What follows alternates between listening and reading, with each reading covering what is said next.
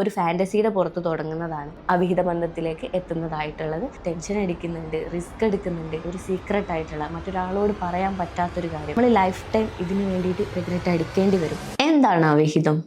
ഈ ഒരു ജനറേഷനിൽ നമ്മൾ ലവ് റിലേഷൻഷിപ്പിനേക്കാൾ കൂടുതൽ കേൾക്കുന്ന വേർഡാണല്ലേ. ഇത് കേൾക്കുന്ന സമയത്ത് ഓരോരുത്തരുടെ മനസ്സിലേക്കും ഒരു നെഗറ്റീവായിട്ടുള്ള ഇമ്പാക്റ്റാണ് കൊണ്ടുവരുന്നത്. ശരിക്കും ഇതിൻ്റെ ഒരു സത്യാവസ്ഥ എന്ന് പറയുന്നത്, ഇതിലൂടെ ഒരു ഫുൾഫിൽ ആയിട്ടുള്ള ഒരു ഹാപ്പിനെസ് നമുക്ക് കിട്ടുന്നുണ്ടോ? ഒരിക്കലും ഇല്ല.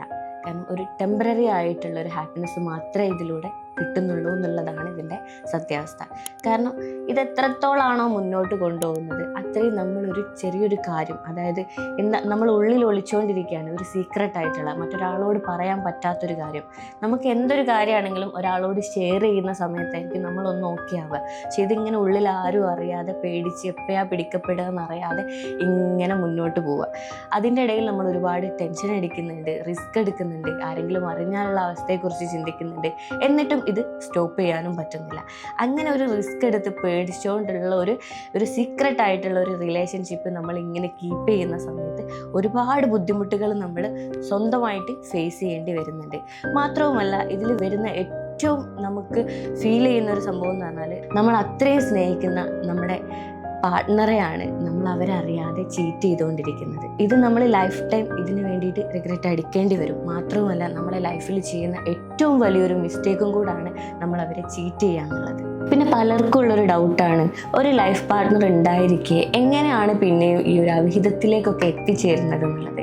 ശരിക്കും ഈ ഹസ്ബൻഡ് ആൻഡ് വൈഫിൻ്റെ ഇടയിലുള്ള ചെറിയ ചെറിയ പ്രശ്നങ്ങൾ അവർ തമ്മിൽ പറഞ്ഞു തീർക്കുന്നതിന് പകരം അതിങ്ങനെ നീണ്ടു പോയിട്ട് മൈൻഡ് ഓക്കെ അല്ലാത്ത സിറ്റുവേഷൻ വരുന്ന സമയത്ത് ആരെങ്കിലും ഒരാൾ നമുക്കൊരു ചൂണ്ടയിട്ട് തരും, അതായത് നമ്മളെ പ്രശ്നങ്ങൾ കേൾക്കാനും ഇതൊക്കെ ആയിട്ട്. അപ്പം എന്താ ചെയ്യുക, പലരും ഇവിടെയാണ് ഓക്കെ എന്നുള്ള രീതിയിലേക്ക് അവരുമായിട്ട് ചാറ്റിങ് സ്റ്റാർട്ട് ചെയ്യും.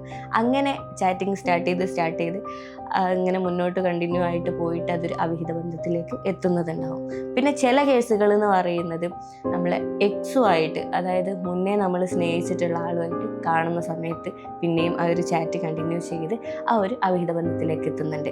പിന്നെ അതുപോലെ തന്നെ ഒരു ഫാൻറ്റസിയുടെ പുറത്ത് ജസ്റ്റ് ഒരു ഫ്രണ്ട്ഷിപ്പ് എന്നുള്ള രീതിയിൽ തുടങ്ങിയിട്ട് അതും അവിഹിത ബന്ധത്തിലേക്ക് എത്തുന്നതായിട്ടുള്ളത് കണ്ടുവരുന്നുണ്ട്. ഈ അവിഹിത ബന്ധങ്ങൾ എന്ന് പറയുന്നത് പല രീതിയിലുണ്ട്. അതായത് രണ്ടുപേരും മാരേജ് കഴിഞ്ഞിട്ടുള്ളവരായിരിക്കും, രണ്ടുപേർക്കും ഫാമിലി ഉണ്ടാവും, എന്നാലും ഇവർ ഇത് കണ്ടിന്യൂ ചെയ്തു പോകും.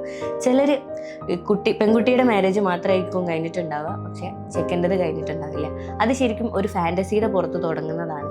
പക്ഷേ ഈ ഭാഗത്ത് നിൽക്കുന്ന പെൺകുട്ടി അറിയുന്നില്ല ഇതൊരു ആത്മാർത്ഥമായിട്ടുള്ളൊരു ബന്ധമല്ല, അവൻ്റെ ആ ഒരു ജസ്റ്റ് ഒരു എക്സ്പീരിയൻസിന് വേണ്ടിയിട്ട് വരികയാണെന്നുള്ളതൊന്നും ഈ കുട്ടിക്ക് മനസ്സിലാവാതെ എൻ്റെ ഹസ്ബൻഡിൻ്റെ അടുത്ത് നിന്ന് കിട്ടുന്നതിനേക്കാൾ കൂടുതൽ സ്നേഹവും കെയറിങ്ങും ഒക്കെ എനിക്ക് ഇവിടുന്ന് കിട്ടുന്നുണ്ട് എന്നുള്ള ഫീലിൽ അങ്ങനെ കണ്ടിന്യൂ ചെയ്തിട്ട് അങ്ങനെ പോകും. അങ്ങനെ പല ടൈപ്പ് അവിഹിതങ്ങളാണ് നമ്മൾ കണ്ടുവരുന്നത്. ഈ അവിഹിതത്തിൽ എൻജോയ് ചെയ്യുന്ന സ്ത്രീകൾ മനസ്സിലാക്കേണ്ട ഒരു പ്രധാനപ്പെട്ടൊരു കാര്യമുണ്ട്. നിങ്ങൾ ചിന്തിച്ചിട്ടുണ്ടോ, അവരുടെ ഭാര്യയെയും കുട്ടിയെയൊക്കെ ഉപേക്ഷിച്ചിട്ട് അവർ നിങ്ങളെ കൂടെ പോരും, നിങ്ങളെ സ്വന്തമാക്കും എന്നുള്ളത് ഒരിക്കലുമില്ല. ഇത് വലിയൊരു സത്യമാണ്. കാരണം അവരുടെ ആ ഒരു ടെൻഷനും അതുപോലെ തന്നെ സ്ട്രെസ്സൊക്കെ ഒന്ന് റിലീഫാക്കാനും ഇതിനൊക്കെ വേണ്ടിയിട്ട് ജസ്റ്റ് ആരും അറിയാതെ കീപ്പ് ചെയ്യുന്ന ഒരു സീക്രട്ട് റിലേഷൻ മാത്രമാണ് അവർ നിങ്ങൾക്ക് തന്നിട്ടുള്ള ഒരു സ്ഥാനം. അതിലൂടെ അവർ ചെറിയ രീതിയിലുള്ള ഹാപ്പിനെസ് കണ്ടെത്തുന്നുണ്ട്. അല്ലാതെ ഒരിക്കലും അവരുടെ വൈഫിനെയും കുട്ടീനെയും ഫാമിലിയും ഒന്നും ഉപേക്ഷിച്ചിട്ട് നിങ്ങളെ സ്വന്തമാക്കാനോ നിങ്ങളെ കൂടെ കൊണ്ടുപോകാനോ ഒരിക്കലും പോകുന്നില്ല എന്നുള്ളത് ആ ഒരു സത്യാവസ്ഥ നിങ്ങൾ തീർച്ചയായിട്ടും മനസ്സിലാക്കണം. നമ്മളെന്താ ചിന്തിക്കുക, അവർ ആത്മാർത്ഥമായിട്ട് സ്നേഹിക്കുന്നുണ്ട്, ഇവിടുന്ന് പ്രശ്നം ഉണ്ടാക്കി പോകുന്ന കഴിഞ്ഞാലും അവർ നമ്മളെ കൊണ്ടുപോകും എന്നുള്ളത് അതൊരിക്കലും നടക്കാൻ പോകുന്ന കാര്യമല്ല.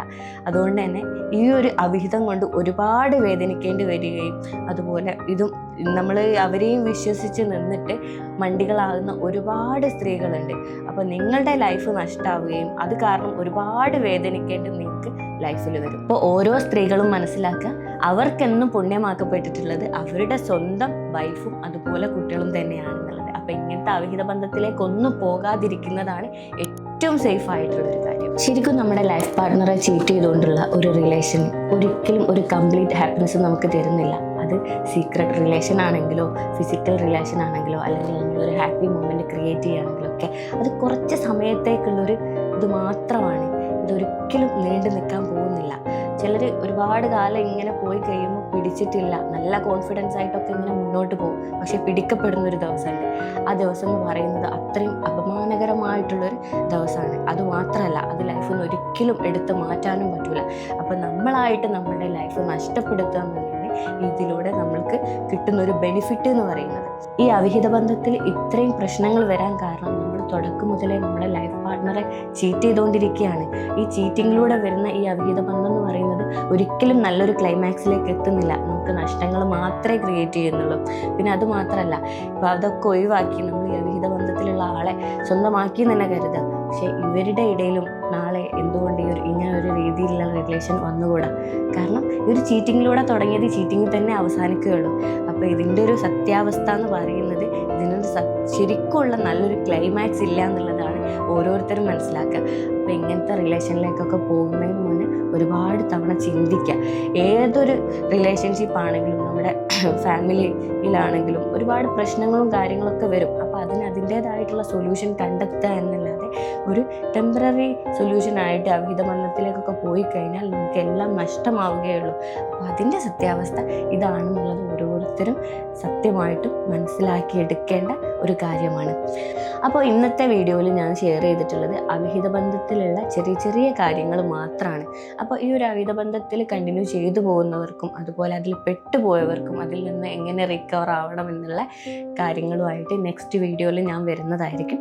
അപ്പോൾ വീഡിയോ എല്ലാവരും കണ്ടിട്ടുണ്ടെങ്കിൽ ഇഷ്ടമായിട്ടുണ്ടെങ്കിൽ ലൈക്ക് ചെയ്യുക, ചാനലൊന്ന് സബ്സ്ക്രൈബ് ചെയ്യുക. അപ്പോൾ കൂടുതൽ വീഡിയോസിനായി എൻ്റെ യൂട്യൂബ് ചാനൽ ഇപ്പോൾ തന്നെ സബ്സ്ക്രൈബ് ചെയ്യുക. Thank you.